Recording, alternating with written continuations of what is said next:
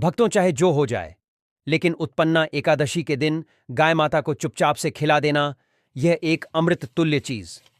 माता लक्ष्मी साक्षात आएंगी आपके घर और भगवान विष्णु की असीम कृपा होगी आपके ऊपर। 15 नवंबर उत्पन्ना एकादशी 2025 के दिन गौ माता को यह एक चीज खिला देने से आपकी किस्मत बदल जाएगी और आपके भाग्य को बदलने से कोई रोक नहीं पाएगा।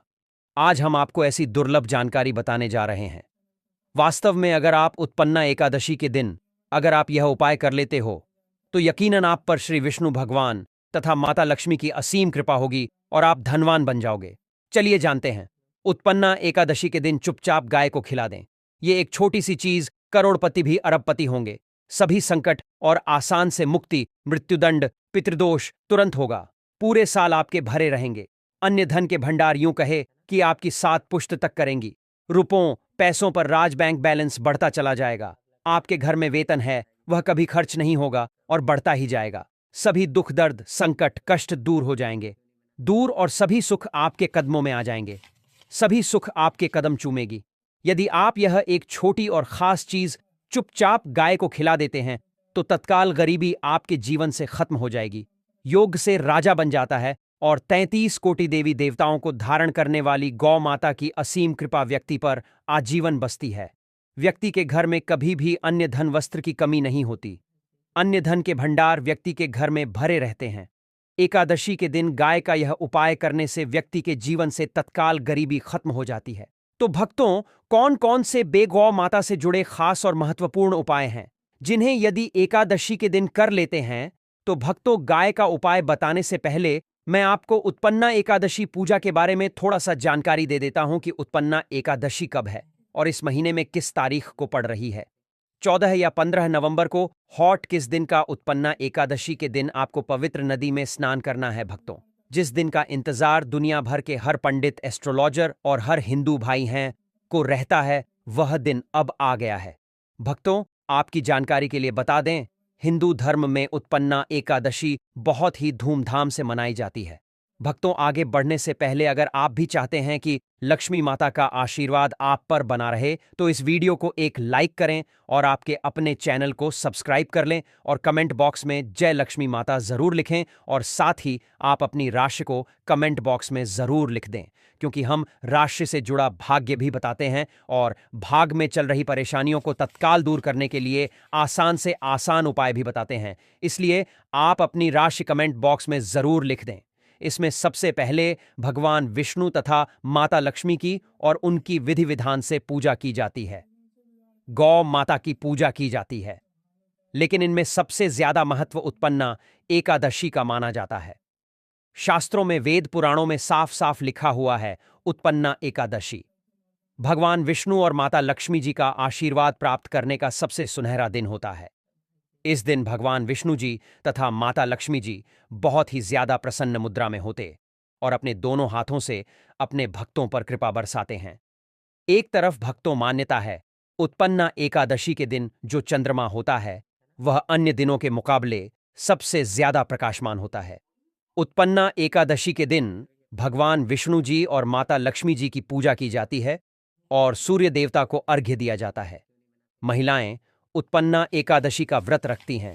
भक्तों, अगर आप नहीं जानते तो आपकी जानकारी के लिए बता दें, एक व्यक्ति की कुंडली में अगर चंद्र ग्रह की स्थिति अच्छी है तो उसे व्यक्ति का भाग्य हमेशा उसका साथ देता है। वह व्यक्ति जिस कार्य को भी शुरू करता है उसे कार्य में उसको सफलता प्राप्त होती है। इसीलिए उत्पन्ना एकादशी को हमारे हिंदू धर्म में बहुत ही ज्यादा विशेष और खास महत्व दिया गया है। आप लोगों की जानकारी के लिए बता दें, 15 नवंबर उत्पन्ना एकादशी के दिन 52 तरीके के शुभ योग बना रहे हैं। 30 सालों के बाद चंद्रमा का प्रकाश इतना प्रकाशमान होगा जितना कभी नहीं हुआ। 30 साल में ऐसा दुर्लभ संयोग बनने जा रहा है। लक्ष्मी योग, ग्रह योग, नक्षत्र योग, अमृत सिद्धि योग जैसे शुभ योग का निर्माण हो रहा है। उत्पन्ना एकादशी के समय में पूरे दिन का व्रत करना चाहिए। उत्पन्ना एकादशी के दिन भगवान विष्णु जी और माता लक्ष्मी जी का आशीर्वाद प्राप्त होता है। उत्पन्ना एकादशी तिथि के दिन ब्रह्म मुहूर्त में सोकर नहीं उठ सकते हैं, किसी पवित्र नदी में जाकर स्नान नहीं कर सकते हैं, पूरे दिन का व्रत नहीं रख सकते हैं। वैसे तो भक्तों, मार्गशीर्ष माह के दिन स्नान और दान का विशेष ही महत्व होता है, लेकिन इस दिन अगर आप ज्योतिष शास्त्र तंत्र शास्त्र के अनुसार एक गाय वाला उपाय विधि विधान से कर लेते हैं, तो इस उपाय को करने के बाद साक्षात आपको विष्णु जी और माता लक्ष्मी जी का वह असीम आशीर्वाद, भगवान विष्णु जी की कृपा से आपके नवग्रह आपका साथ देना शुरू कर देंगे। आपके राहु केतु की दशा अच्छी हो जाएगी, क्योंकि एक व्यक्ति के जीवन के भाग्य का राहु केतु का नियंत्रण भगवान विष्णु जी के हाथों में होता है। दूसरी तरफ इस उपाय को करने के बाद आपके जीवन में धन आना शुरू हो जाएगा। आपके जीवन में जो धन आएगा उसमें वृद्धि होगी, वर्षा होगी। आपको अपने जीवन के समस्त प्रकार की आर्थिक कष्टों से मुक्ति मिल जाएगी। क्योंकि भक्तों, अगर माता लक्ष्मी जी एक व्यक्ति को आशीर्वाद देती है, उस व्यक्ति को करोड़पति बनने से दुनिया की कोई भी ताकत नहीं रोक सकती है। अब आप सोच रहे होंगे कि गाय को ऐसा क्या खिलाने से और ऐसा क्या उपाय करने से आपको विष्णु जी और माता लक्ष्मी जी का आशीर्वाद मिल सकता है। तो भक्तों, आपने देखा होगा, जब भी आपके घर पर दिवाली की पूजा होती है या धनतेरस की पूजा होती है, तो आपके घर वाले गौ माता की पूजा जरूर करते हैं और गौ माता को जो भोग होता है उसमें से कुछ ना कुछ खिलाते हैं, ज्यादा नहीं तो 2 पूरी अवश्य ही खिलाते हैं। तो भक्तों, आपको इस उपाय को 15 नवंबर उत्पन्ना एकादशी वाले दिन ही करना है और सूर्य देव को अर्घ्य देना है और उनकी विधि विधान से पूजा करना है और उसके साथ परिक्रमा जरूर देना है। और जो भी भोग ने आपने भोग बनाया है वह कैसे पवित्र नदी के पास घाट पर चढ़ा देना है और एक घी का दीपक पीपल पेड़ के नीचे जरूर ही जला देना है, क्योंकि पीपल के पेड़ में साक्षात भगवान विष्णु तथा माता लक्ष्मी जी का वास होता है। आपको बता दें, इस दिन तीर्थ बहुत ही फलदायी समझ गया है। यदि कहीं तीर्थ स्थान पर पवित्र नदी में स्नान करना संभव ना हो तो आप क्या करें? घर पर ही नहाने वाले पानी में गंगाजल की कुछ बूंदें डालकर स्नान कर लें। और साथ ही साथ, यदि आप स्नान आदि से निर्भत हो जाएं, सर्वप्रथम तो अपने घर के पूजा स्थान को साफ करें और उसे स्थान को साफ करें और पूजा पाठ करें। इसके बाद आप किसी पवित्र नदी के घाट पर जाएं और सूर्य का अर्घ्य दें और एक घी का दीपक जरूर ही जलाएं। वहां आपने जो दीप जलाया हुआ है उस दीपक के पास भगवान विष्णु या भगवान श्री कृष्ण की मूर्ति रखकर या चित्र रखकर पूजा पाठ करें। इसके बाद आपने जो भी भोग पूजा के लिए बनाया है उसको को विष्णु भगवान को समर्पित करें। वैसे तो हिंदू धर्म उत्पन्ना एकादशी की पूजा बहुत ही विधि विधान से की जाती है, लेकिन हमने जो आपको पूजा बताई है इस प्रकार आपको पूजा करना है और हाथ में कुछ चावल लेकर आम वाले पेड़ की परिक्रमा करना है। 7 परिक्रमा करना है। भक्तों, सर्वप्रथम परिक्रमा पूर्ण होने के बाद दोनों हाथों से नमन करके उन चावल को पेड़ के पास छोड़ देना है और अपनी इच्छा बोलकर पूजा पाठ करना है।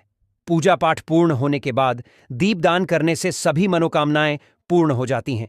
यह वीडियो बहुत ही महत्वपूर्ण, विशेषकर बहुत ही शुभ फलदायी समझ गया।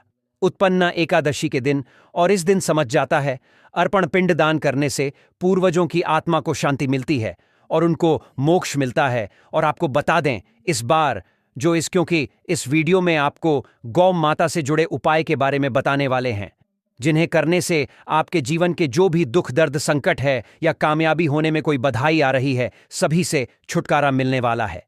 यूं कहें कि आपके जीवन में अपार धन सुख, कभी भी धन से संबंधित परेशानी नहीं रहेगी। यदि आपकी जिंदगी प्रबल हो जाएगी, धन प्राप्ति के योग्य बन जाएंगे और जीवन में सदैव अन्य धन के भंडार आपके घर में भर रहेंगे। अन्य धन वस्त्र कभी कमी नहीं होगी।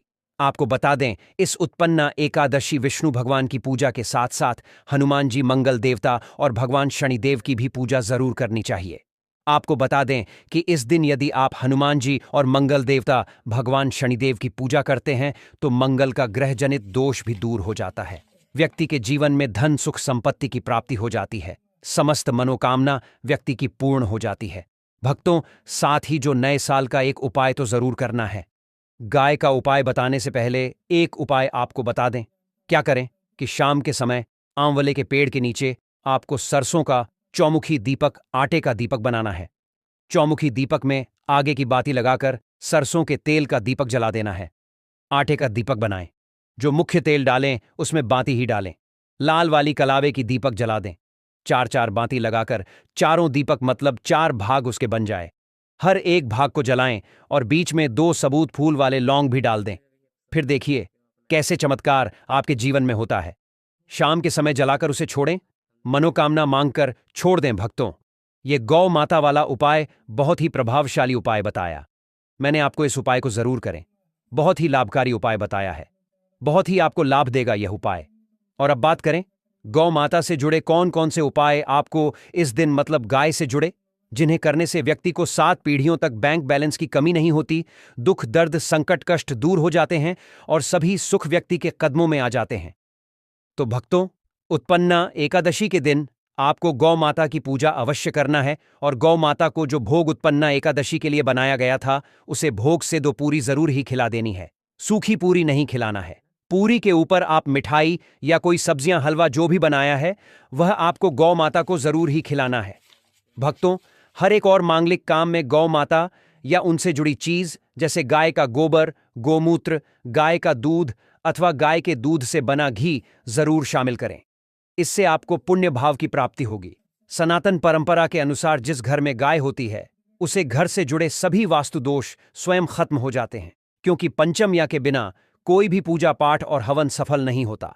भक्तों, महीने में एक बार हो सके तो परिवार सहित एक बार गौशाला जाने का नियम जरूर बनाएं और हो सके तो गायों को हरा चारा जरूर खिलाएं, जिससे सभी वास्तु दोस्त शांत हो जाते हैं। गर्मियों में गौ माता को पानी पिलाएं और सर्दी में गौ माता को गुड़ जरूर खिलाएं। ध्यान रखें कि उत्पन्ना एकादशी वाले दिन गौ माता को गुड़ जरूर ही खिलाना है। गर्मियों में गाय को गोदना खिलाए अनेक देवी देवताओं को अपने शरीर पर धारण करने वाली गौ माता से जुड़े कई शुभ और अशुभ संकेत भी होते हैं। मतलब गाय का दूध दौते समय यदि गाय ठोकर मार दें और सारा दूध बिखर जाए तो अपशगुन होता है। यदि कोई यात्रा पर निकल रहा हो और गाय अपने बछड़े को दूध पिलाती सामने आ जाए तो निश्चित रूप से कि यात्रा के लिए आप निकले हैं। वह यात्रा आपकी जरूर ही सफल होगी और वह जिसके लिए आप निकले हैं वह जरूर ही पूर्ण यात्रा पर जाते समय गाय की आवाज आना और रात्रि में गाय की हुंकार करना भी शुभ होता है। भक्तों, साथ ही साथ गाय के साथ आप भूलकर भी यह काम न करें, अन्यथा मिलता है। जी हां भक्तों, गाय को राष्ट्रीय पशु बनाए जाने और इन्हें मौलिक अधिकार दिए जाने की बात हो रही है, तो सवाल उठता है, गाय संस्कृति का अहम हिस्सा है, तभी गाय के साथ लोग खराब व्यवहार कैसे कर लेते हैं और जैसे ही दूध देना बंद कर देती है तो लोग इन्हें उनकी किस्मत पर छोड़ देते हैं, सड़कों पर और गलियों में भटकने के लिए। ऐसे में गौवंश जीवन को कोई डंडे मारता है तो कोई उन पर पानी डाल देता है, कई बार लग जाती है तो कभी बीमार होकर बेचारी गाय दम तोड़ देती है। ऐसे में जरूरत है इन बातों को जानने की गाय को लेकर शास्त्रों में क्या कहा गया है, आपको कैसा व्यवहार करना चाहिए। क्या भक्तों, गाय को कभी भी मारना पीटना नहीं चाहिए। शास्त्रों में गाय को माता का दर्जा दिया गया है। गाय को मारने वाला माता को मारने पीटने वाले के समान पाप का भाग्य समझा जाता है। नरक लोक में वर्षों तक कष्ट भोगना पड़ता है। अगले जन्म पशु योनि में मिलता है कि गौतम मुनि ने गलती से गाय को डंडा मार दिया था, जिस गाय की मृत्यु हो गई थी, और इस पाप से मुक्ति के लिए इन्हें वर्षों तक तपस्या करनी पड़ी।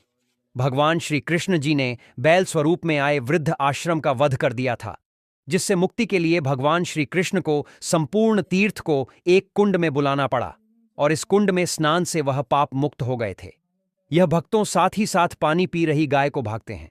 वह घोर पापी के भंग बनाकर होते हैं। ऐसे लोग घर आपसे मुक्त होकर स्वर्ग पाए जाते हैं और बड़े ही धनवान कल में जन्म लेकर सुख भोगते हैं। और साथ ही साथ आराम कर रही गाय को कष्ट देकर कभी भी उठाना नहीं चाहिए। वह जन्म में किए गए जाने अनजाने में पापों से मुक्ति हो जाती है और गोलोक में स्थान पाते हैं। गाय को डंडा मारकर उठना, पानी डालकर उठाने से मनुष्य पाप का भागी बनता है और अगले जन्म में उसे दर दर भटकना पड़ता है। और साथ ही साथ शास्त्रों में बताया गया है, जो लोग गाय की सेवा करते हैं और उनका भोजन खिलाते हैं और उनकी परवरिश अच्छी तरह से कहते हैं, तो वह लोगों के जीवन की सभी इच्छाएं पूर्ति होती हैं। गाय के बछड़े से बचा हुआ दूध ही मनुष्य को लेना चाहिए, परंतु कुछ लोग एक बार गाय को धो लेने बाद फिर से बछड़े के लिए बचा हुआ दूध भी धो लेते हैं। ऐसा करना घोर पाप कहा जाता है। ऐसे दूध को धोने वाला और ग्रहण भी बन जाते हैं। भक्तों, साथ ही साथ शास्त्रों में कहा गया है कि गौवंश मतलब गाय और बैल के पीठ पर नहीं बैठना चाहिए। उन पीठ पर बैठने से महापाप लगता है। ऐसे लोगों को नरक की यात्रा भोगनी पड़ती है। एकमात्र देव के अंश के उत्पन्न नदी ही गौवंश है, जिस पर स्वयं महादेव और महादेवी सवारी करती हैं, क्योंकि नंदी ने स्वयं अपनी इच्छा से महादेव की सवारी बनना स्वीकार किया था। और साथ ही साथ शास्त्रों में गाय के दान को बहुत ही महत्व दिया गया है, परंतु ऐसी गाय का दान कभी नहीं करना चाहिए जो बूढ़ी और बीमार हो। कठोपनिषद में नचिकेता की कथा भी इस संदर्भ में है कि जिस नचिकेता ने पिता द्वारा बूढ़ी गाय को दान करने पर आपत्ति जताई थी, दूध देने वाली और बछड़े सहित जो लोग गाय का दान करते हैं वह महान पुण्य को हासिल करके स्वर्ग में स्थान पाते हैं। भक्तों, साथ ही साथ सूर्य, चंद्र, मंगल या शुक्र की युक्ति राहु से हो तो पितृदोष होता है। यह भी मानता है कि सूर्य का संबंध पिता से एवं मंगल का संबंध रक्त से होने के सूर्य, यदि शनि राहु या केतु या दृष्टि हो तथा मंगल की युति राहु या केतु से हो तो पितृदोष होता है। इस दोष से जीवन संघर्ष में बन जाता है। यदि पितृदोष हो तो गाय को प्रतिदिन या किसी भी एक एकादशी को या किसी पूर्णिमा के दिन या अमावस्या या किसी भी खास दिन उत्पन्न एकादशी के दिन रोटी, गुड़, चारा आदि खिलाने से पितृदोष। भक्तों, हर एक और मांगलिक काम में गौ माता या उनसे जुड़ी चीज जैसे गाय का गोबर, गोमूत्र, गाय का दूध अथवा गाय के दूध से बना घी जरूर शामिल करें। इससे आपको पुण्य भाव की प्राप्ति होगी। सनातन परंपरा के अनुसार जिस घर में गाय होती है उसे घर से जुड़े सभी वास्तु दोष स्वयं खत्म हो जाते हैं। गाय के ऊपर जो कूबड़ होती है वह बृहस्पति गुरु है। अतः जन्मपत्री में यदि बृहस्पति अपनी नीच राशि मकर में हो या अशुभ शिवलिंग में जा रहे हों और सामने से गौमाता आई हुई दिखाई दे तो गौमाता को अपनी दाहिनी ओर से जाने देना चाहिए। आपकी यात्रा जरूर ही सफल होगी और साथ ही साथ यह संकेत भी जान लें। यदि आप यात्रा पर जा रहे हैं और सामने आपके गाय पड़ जाए अथवा अपने बछड़े को दूध पिलाती हुई सामने गए दिखाई दे जाए तो समझ जाना कि वह यात्रा आपके लिए जरूर ही सफल होगी। और साथ ही साथ जिस घर में गाय होती है उसमें वास्तु दोष स्वतः ही खत्म हो जाता है। और आप भी रोटी बनाएं, प्रतिदिन ताज़ी रोटी ही बनाएं। गाय को अगर आपने रोटी बनाई है तो कोशिश करें कि उसे रोटी को आप तुरंत ही गाय को खिला दें। अगर आप उसे रोटी को रख देंगे और उसे रोटी को अगले दिन देंगे तो वह रोटी बंसी मानी जाएगी। गाय को कभी भी बासी रोटी ना दें, इसे घर में नकारात्मक ऊर्जा वास करती है और आपके बिल्कुल भी नहीं बनेंगे। इससे आपके घर में हमेशा दर्द देवता का वास रहेगा और आप जिस भी कम उसे काम में आपको हमेशा असफलता ही हाथ लगेगी। इसीलिए कोशिश करें गाय को रोजाना ताज़ी रोटी बनाकर खिलाएं। बासी रोटी गाय को ना दें और साथ ही साथ सड़ी गली चीज गाय को नहीं खिलानी चाहिए कि घर में कोई फल है, कोई सब्जी है, सड़ जाए तो लोग क्या करते हैं, गाय को देते हैं। नहीं, ऐसा नहीं करना चाहिए। ऐसा करने से यदि आप गाय को खिलाते हैं तो और आप आपके भाग्य बन जाते हैं। और साथ ही साथ आप आटे की 11 लोई यहां बनाकर उनके ऊपर हल्दी लगा करके इसके बाद गाय को खिलाएं। हर एक लोही को मिला दें। माता गाय की आप चरणों की स्पर्श करें या भक्तों, ऐसा करने से आपके समस्त काम बनने लगेंगे। जो दो हक का समय चल रहा है वह भी खत्म होगा। आपके जीवन में खुशियां ही खुशियां होंगी। और एक बार आप 7 बार गाय की परिक्रमा भी कर लें तो आपके समस्त कम होंगे। और साथ ही साथ अगर आप कारोबार में तरक्की पाना चाहते हैं तो मार्गशीर्ष महीने में पूजा के बाद साबुत मूंग, हरी सब्जी और फल का दान करें। इस उपाय को करने से कुंडली में बुध मजबूत होता है।